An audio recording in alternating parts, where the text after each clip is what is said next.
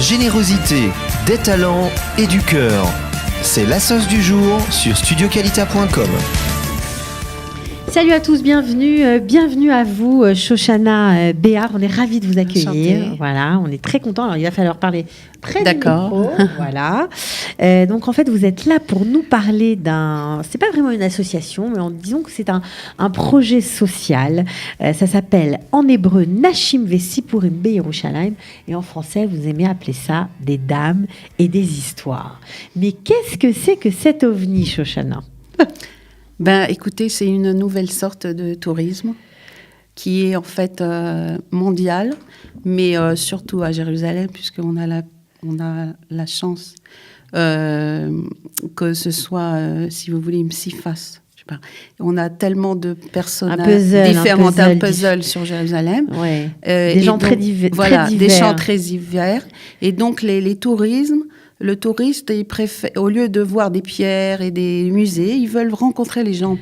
Oui, c'est vrai que quand on voyage dans une ville qu'on ne connaît pas, notamment Jérusalem, alors on voit les beaux magasins, on va bien sûr au Kotel, on va dans la vieille ville, etc. Mais on est extérieur. Et avec ce magnifique projet qui a été initié par la mairie, je crois par les assistantes du maire, on va dire Orly Benaron et Yael Kurlander, eh bien, ce projet est né et c'est vraiment formidable. Vous savez combien de femmes, parce que c'est un projet où seules les femmes sont aux commandes, c'est très important de le dire, combien de femmes sont dans ce projet? Écoutez, il y a plus que... À ma connaissance, il y a plus que 40 femmes. Plus que 40 femmes. Oui. C'est-à-dire, il y en a qui commencent, elles arrêtent, il y en a qui confient. Enfin, ça dépend, mais en tout, il y en a plus que 40. Donc, vous êtes chacune à ouvrir votre maison. On voit d'ailleurs les images. Oui. Et vous proposez, alors, soit bien des petits déjeuners, soit des beignets, comme vous allez le faire pour Hanouka. Voilà. C'est ça? On reçoit chez nous des groupes, en principe, mais aussi des VIP ou alors des personnes qui veulent... ça dépend. À chaque fois, d'après les fêtes, par exemple, ça peut être avant Pessah, ça peut être pour une afrachettrala. C'est-à-dire, on convient d'avance avec les gens. Et on les reçoit chez nous, à la maison. C'est une façon de visiter aussi un quartier de Jérusalem. Bien sûr, parce que vous êtes un peu partout, dans tous les quartiers de Jérusalem. Je crois qu'il y a aussi des femmes au cœur même du Shiloar. Oui, il y a une femme au cœur même du Shiloar qui reçoit, par exemple, au lieu d'aller de faire une bar mitzvah au Kotel et puis d'aller après dans un restaurant, vous pouvez aussi aller chez elle. Elle vous reçoit, elle fait aussi un lunch et tout ça. Et elle vous reçoit, elle vous apprend en même temps son histoire, qui est fantastique. Et elle vous reçoit et voilà, il y a des danseuses, il y a des chanteuses, il y a des anciennes françaises, il y a aussi des francophones. Il n'y a pas que vous dans il y a aussi des francophones. Il y a des guides, il y a une guide francophone, il y a des kurdes, il y a des thémanies, comme tout ce qui est les femmes qui sont à Jérusalem. Alors comment ça se passe? On rentre chez vous et vous nous racontez votre vie? Voilà, on rentre, c'est-à-dire... on est invité. Voilà, on est invité. Oui, je raconte ma vie. Moi, j'ai eu la chance de comment je suis arrivée à Jérusalem, en Israël. Et je raconte ma vie et c'est en même temps une façon c'est aussi très... c'est du tourisme, c'est très ravaillatis, ce qu'on appelle. Oui, bien sûr. C'est-à-dire, c'est folklorique. C'est folklorique, on les fait chanter. On voit l'image. Voilà. Il y en a qui font des bijoux. Il y en a qui font des bijoux, il y en a qui dansent, il y en a qui... Chacun d'après sa spécialité. C'est aussi culinaire, beaucoup. Oui. Moi, je reçois, par exemple, plus à la française. C'est plus... les Kurdes, par exemple, ils font plus... chacun, il a sa façon de faire, de recevoir. Voilà, certaines tissent la laine, font du fromage. Alors, on assiste à tout ça, c'est ça? Ben oui. C'est génial. Voilà. Il y a des questions des gens qui viennent vous voir? Oui, bien sûr. Les gens sont très intéressés. Par exemple, moi, je fais visiter un petit peu le quartier de Kiryat Moshe, l'entrée de Jérusalem. Donc, vous sortez aussi de votre maison et vous les accompagnez dans le quartier? Oui, si on veut. On fait venir un guide. Okay. Et en même temps, elle nous fait visiter. Et nous, on a organisé plusieurs fois. On fait venir aussi des personnalités francophones. Par exemple, moi, j'habite dans un quartier à Kiryat Moshe où il y a le Rav Uri Cherki, où il y a beaucoup de rabbinim francophones. Donc, qui peuvent parler. Il y a le Mahon Meir, il y a le Mahon Mora, il y a Il y a beaucoup de choses à voir. C'est Que sûr. les gens ne connaissent pas, au lieu de rester, je vois les gens, ils viennent, par exemple, même les Olim Khanachim, ils ont des gens qui viennent touristes dans les hôtels. Alors, ils restent dans le Masgan, ils vont au Kotel et ils reviennent. C'est ça. C'est dommage, C'est ça. parce qu'il y a beaucoup de choses à voir autres. Alors, c'est le maire de Jérusalem qui a souhaité initier ce merveilleux projet. Oui, c'est la responsable du maire qui est responsable de développer on va dire, le business chez les femmes. Et donc, c'est elle qui a eu l'idée avec Yael Cohen. Oui, parce que, alors certes, c'est un projet de tourisme social, ça veut dire que c'est un service formidable, en tout cas pour les touristes. C'est une possibilité de leur faire découvrir la ville autrement, avec des vrais gens, des autochtones, mais aussi pour vous, c'est pas toujours simple de gagner sa vie quand on est mère de famille, quand on a d'autres obligations, quand on est une femme aussi, c'est pas toujours simple. Donc, ça vous a permis de monter un petit ESSEC, ce qu'on appelle un ESSEC Patour en hébreu. Voilà. C'est ça, un petit business. Voilà. Et chacune d'entre vous est, grâce à ce projet, indépendante. Oui, chacune est indépendante. On a aussi, par exemple, s'il y a des mots à donner, une Nachim, on va dire, ou la Iria, elle aussi, elle nous aide.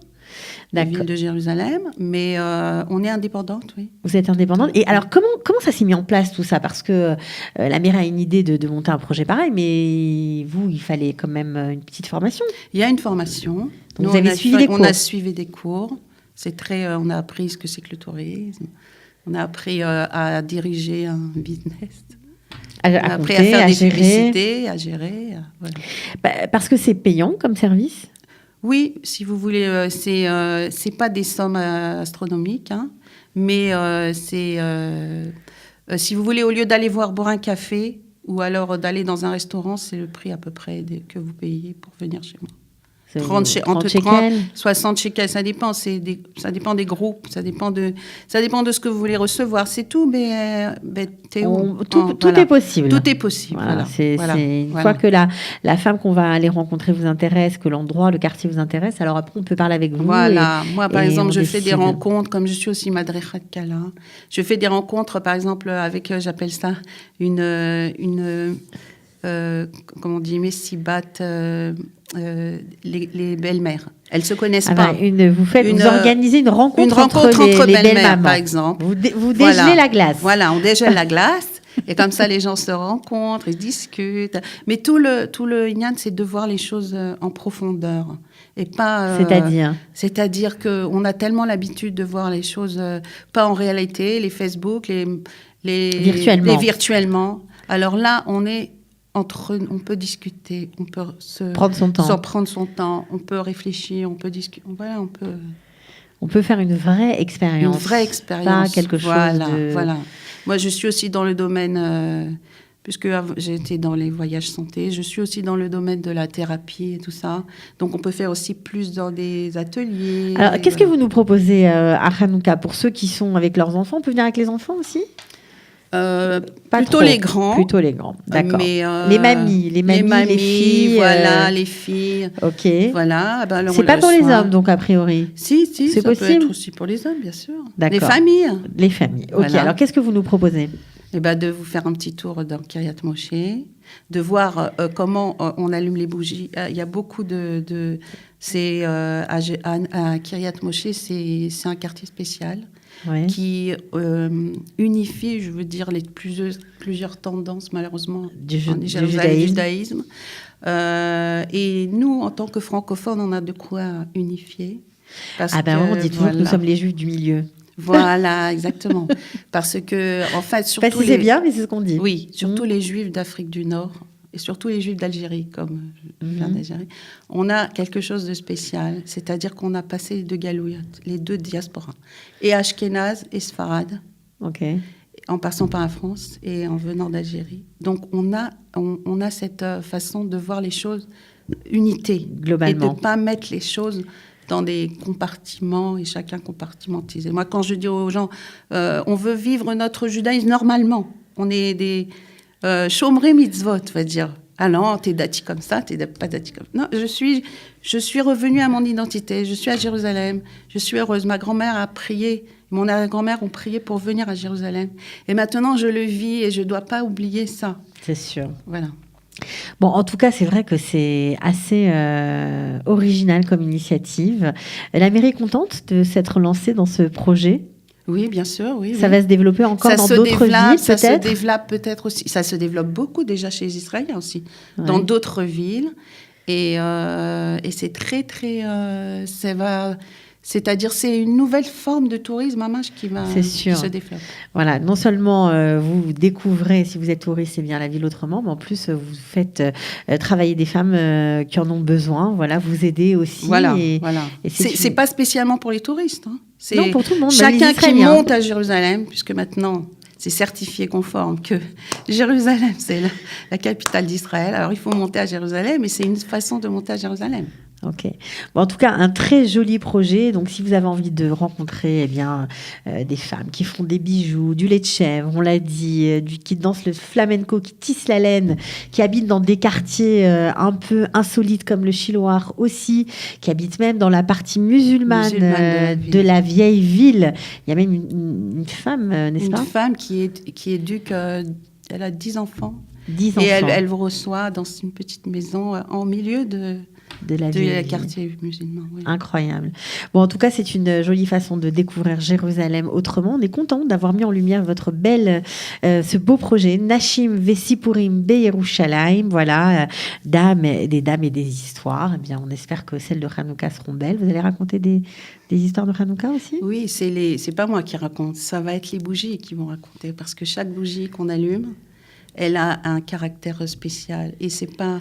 alors, on ne sait pas qu'on mange des soufganiotes, on mange des beignets et on allume une bougie. C'est très, très profond au niveau intérieur.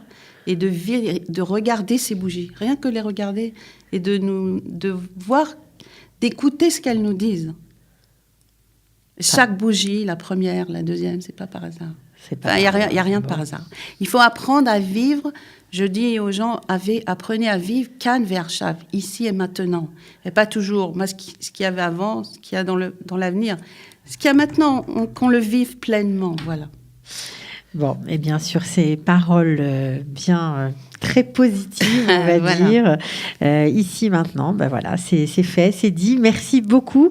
On vous retrouve peut-être chez vous, pourquoi pas. Voilà. Alors, vous êtes invités. Voilà, si on veut contacter Shoshana, c'est le 052 38 28 665. Vous pouvez réserver une visite, aller la voir, la rencontrer.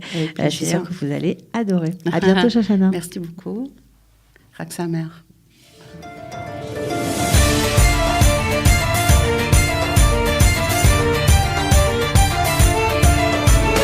De la générosité, des talents et du cœur, c'est la sauce du jour sur studioqualita.com.